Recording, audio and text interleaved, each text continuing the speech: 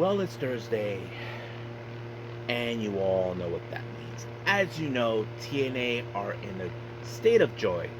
As you probably know, this past Sunday, Ash by Elegance brought back the TNA Knockout World title. But however, where do we go from here, as you know? Recently, of course, there's been, a bit of a confusion in the Knockouts division about, of course, the Knockouts #1 contendership. So we'll see how that will progress. And also, as you know, Santino Marella is trying to understand about the 50-day Trick Williams unable to defend the TNA World title. So he's trying to find a way to get around it. And we got other matches as well to be taking place. And then, of course, we have Ring of Honor featuring many matches. MXM Collection and Johnny TV put out an open challenge. But the real question is, who will answer it? We even have, of course, El Sky Team taking on Workhorseman and Adam Priest. That's going to be one heck of a match. And plenty other things, as you probably know. Ring of Honor, this is going to be their go-home show before we head to Death Before Dishonor, which is going to be a bomb. So I can't wait to see that. But also, we'll cap up our episode, as usual, with some news updates to give you guys updates on what's been happening in the world of wrestling, such as what events promotions are thrown out, who's booked, what matches are set, including developments that are happening in the world of wrestling as we speak.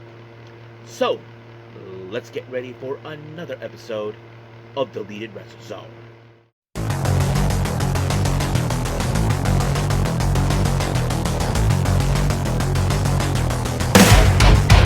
Are you ready? Get up, get up! Get up, get up! Get up, get up! Get up, get up!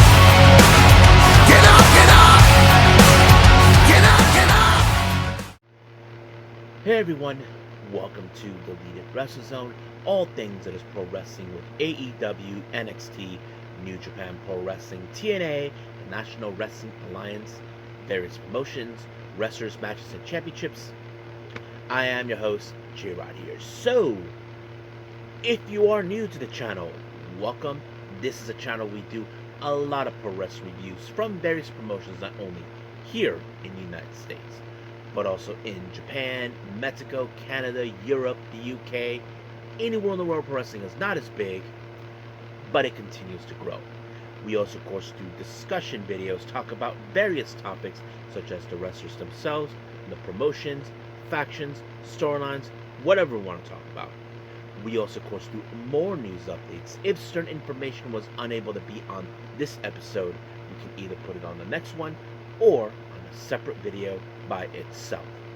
We also, of course, do real-time news updates to keep you guys on alert if something has happened in the world of wrestling that needs to be addressed ASAP.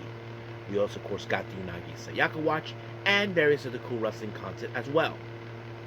So if you like what you see, please subscribe to us and click on that subscribe button. You'll be getting a lot of daily reviews and other cool wrestling content as well. But if you like this episode, please give us a like on the like button or a nice comment in the description down below.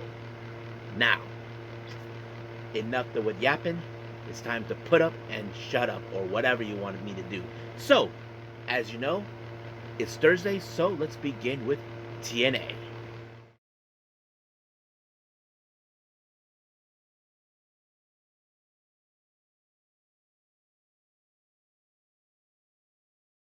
Okay, TNA. As you know, we are in the aftermath after NXT Heatwave. As you probably know, the TNA Knockouts World title is back where it belongs. Ash by Elegance come out as the victor. Now I'm going to skip a little bit on that part right ahead so we can get that out of the way. As you know, they're happy with the fact that they got this title, but the real question is what's going to happen. Well, apparently next week, Ash is going to throw in a bit of a party knowing that she accomplished things, but as you probably know, there's going to be a bit of hell coming up knowing that now she has a target on her back, and the real question is, who's going to be the lucky competitor, of course, to trying to snatch it off of him? Well, that's a very good question. Now, our opening match, of course, is Mike Santana and Steve Macklin taking on AJ Francis and Trick Williams.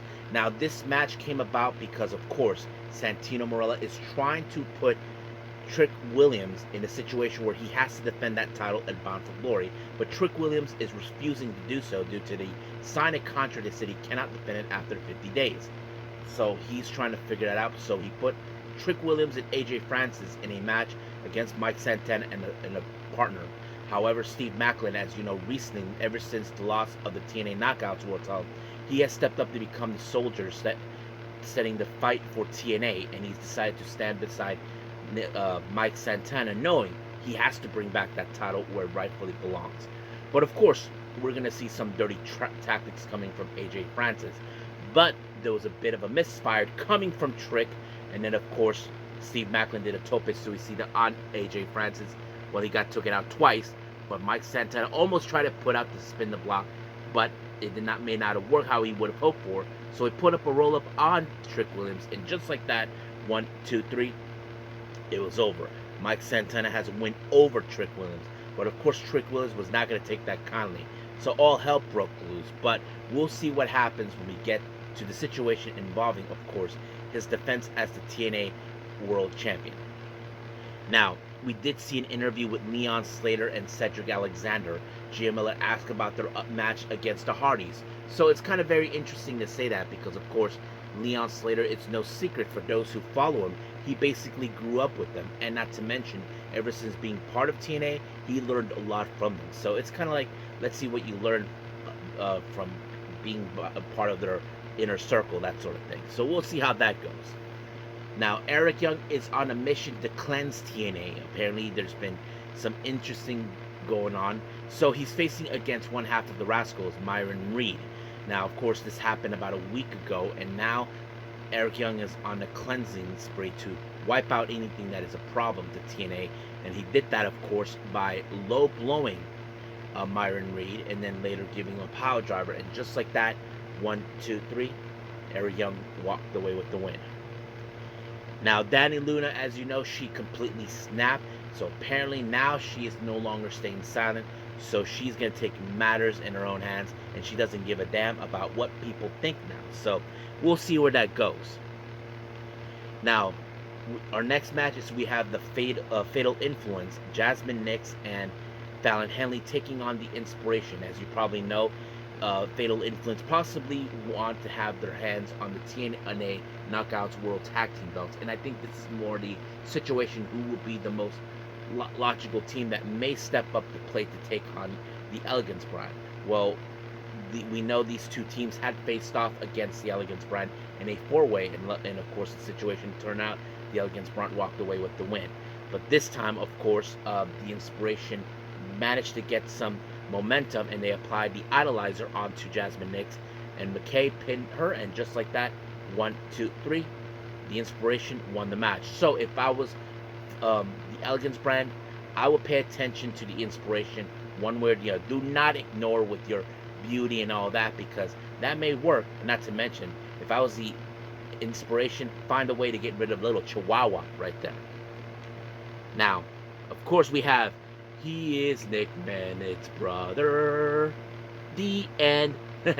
Yep, Ryan Mannett taking on Eddie Edwards, but you probably can think that Eddie Edwards took matters in own hands and wiped him out. That's exactly what he did when he applied the Boston Knee Party. 1, 2, 3, over.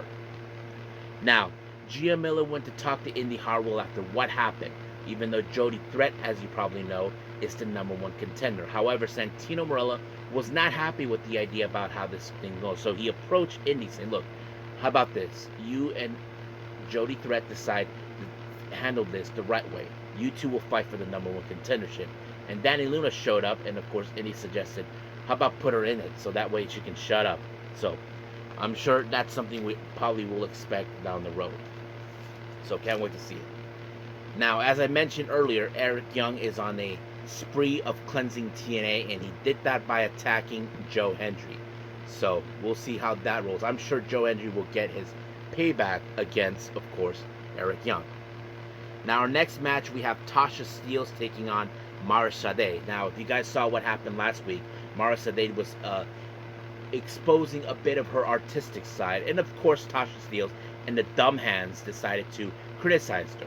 But of course, Tasha Steelz is trying to prove their dominance now with the Order of 4. Now, of course, you would think that everything would have gone Morrissey according to plan, but no. That big dumb idiot, Agent Zero, or should I say Agent Jackass, decided to get in her face. But because of that, it cost her the match when, of course, Tasha Steelz applies a cutter. And then, of course, they took it too far in the post-match. Apparently, the dumb hands decided to subdue Morrissey long enough for Tasha Steelz to punch her, and then call out Agent Jackass, and then took it too far by clotheslining her, and then thank God for the Hardys to show up. Now, this is one thing I probably will see clearly. I wouldn't be surprised if the dumb hands decided to challenge the Hardys for the tag belts. And I'm sure, of course, this is something that Mustafa Ali would want for the Order of 4 to do. But of course, as you know, there's one group that will not allow that to happen, and that is, of course, the System. But we'll see what happens. Now, our main event is the Hardys versus Cedric Alexander and Leon Slater. Now, I wouldn't say it's one of the best matches, but it's an impressive match, not going to lie, because, of course, you see Cedric Alexander and Leon Slater to have similarity types of high flying. And, of course, Leon Slater knows the Hardys because he wrestled with them. He fought alongside them against anybody they stood in their way. But, unfortunately, you cannot stop one of the greatest tag teams in the world, and that is the Hardys. When they applied, of course, the Swanton Bomb on Cedric Alexander, and then just like that, it was over. Now, Trick Williams, of course, before this is the end of the show, was trying to address the situation that he will not defend the belt after 50 days. And of course, Santino was trying to understand, and not to mention Trick Williams as his attorney. And then, of course, Santino did his math in his head and discovered that he is able to defend it because by the time Bound for Glory happens, it'll be exactly over 50 days. But of course, dumbass attorney saying that he will not be able to defend it, but of course he got the Cobra. I'm sure Santino's going to look it up, knowing that he has to defend it. No matter what Trick Williams tried to do, he cannot run from this. And of course, TNA cannot let this go. They have to get that belt back, regardless of what Trick Williams tried to do. So we'll see what happens until then. But as of right now, we are officially done with TNA. Let's move on with our last and final review, Ring of Honor.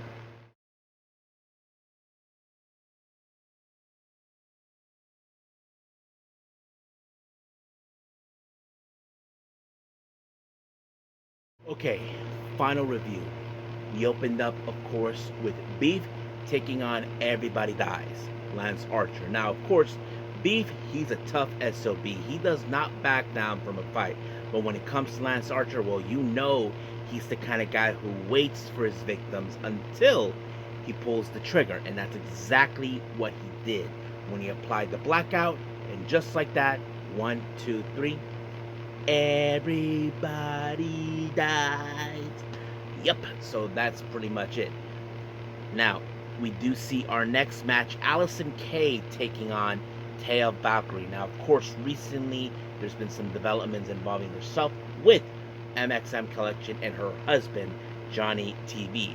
Now, of course, we did see some interference coming from the outside, especially with Mansoor getting involved, but this allowed for Taya Valkyrie to apply the curb stomp onto her, and just like that, 1, 2, 3, it was over.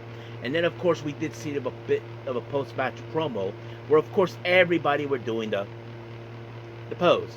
And then, of course, the open challenge that they set out, and the people who responded is none other than Join the Dark Order. That's right, John Silver, aka Johnny Hungy, Alex Reynolds, and Evil Uno. So, of course, this was going to be an impressive match. Not to mention, you know Johnny Hungy, he does not back down from a fight either, despite of his size. But in the end, of course, we did see some distractions coming from Taya Valkyrie, ensuring that MXM Collection and, of course, Johnny TV walked away with the win when they applied the centerfold on Johnny Hungy, and just like that, 1, 2, 3, it was over.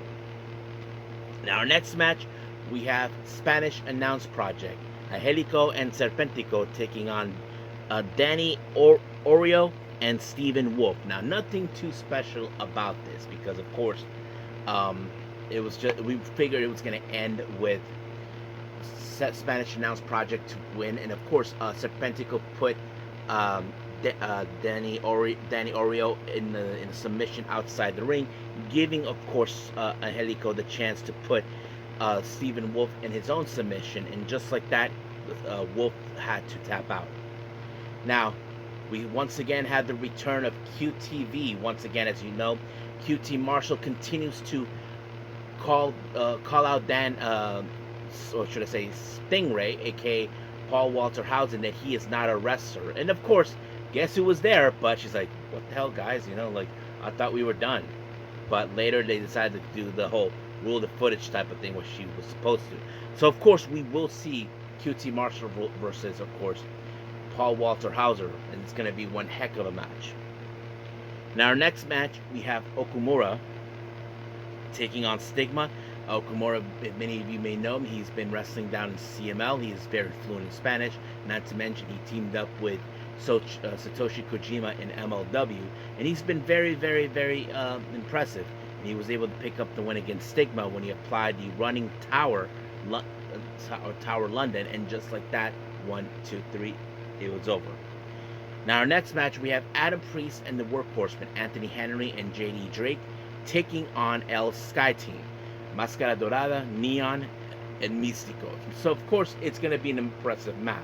We're going to see some high spots from our favorite luchadors, and of course some blue-collar type fighting from the Workhorsemen and Adam Priest.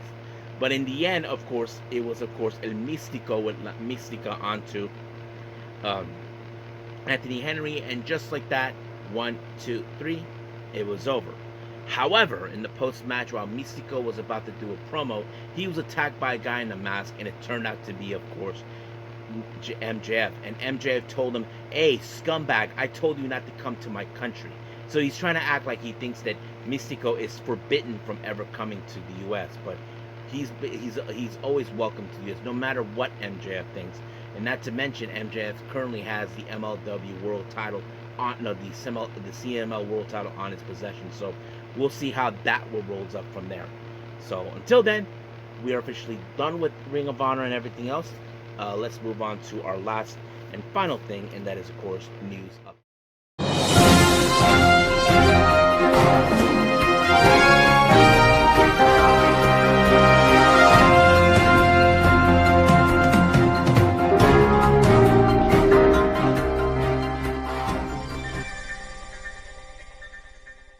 Okay, so welcome to our news updates. Now, before I proceed, I want to make things very clear. There are some developments involving in this section of our episode of our news updates, so we're just going to focus mostly on the upcoming events. Now, starting with the GCW updates, as you know, we have a couple events. We have the Keep in Touch event on the 19th of September in Phoenix, Arizona. Marcus Mathers will be in action to take on Oro, formerly known as Oro Mensa. So, as you know, Oro will be making his appearances in GCW very soon. And then, of course, we have the Alaskan event in Anchorage, Alaska on October 4th, The Last Frontier. It was announced that Billy Starks will take on Priscilla Kelly. So that's going to be very, very fun to watch.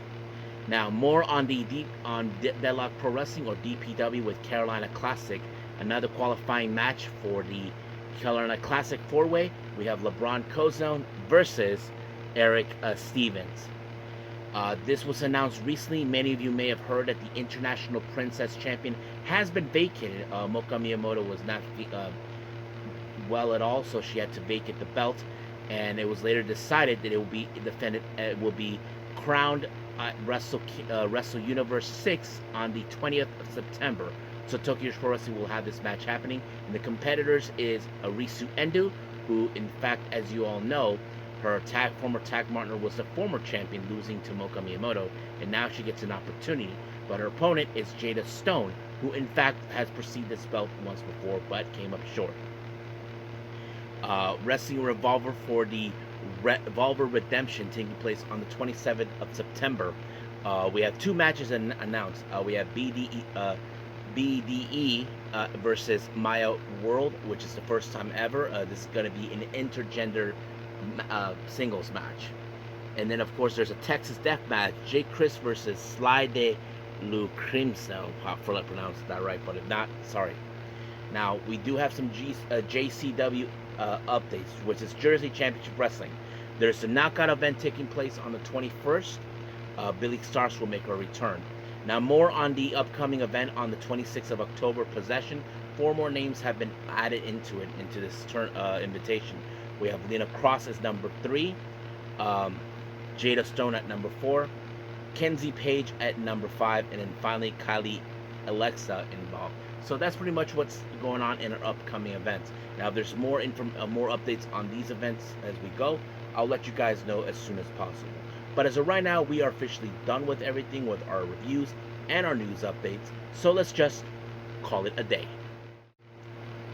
Well, I hope everybody enjoys this episode. Coming up, I haven't decided yet what we're going to do. Now, as you probably know, Ring of Honor will have Death Before Dishonor. Now, I may not be able to watch it as soon as possible because due to some other circumstances.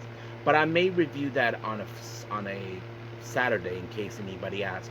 So as of right now, I'll see how things will progress from there. But we'll see how things go. So if I'm able to do it, then I'll do a 1 review episode only. If not, then I'll save it on a Saturday and focus on trying to catch up with the rest of the other events that I'm missing out so far. So stay tuned for that. But as of right now, we're officially done with everything. So until then, I will see you guys in the next DWZ time. Same DWZ channel. I must bid all of you adieu. So, goodbye. Mwah.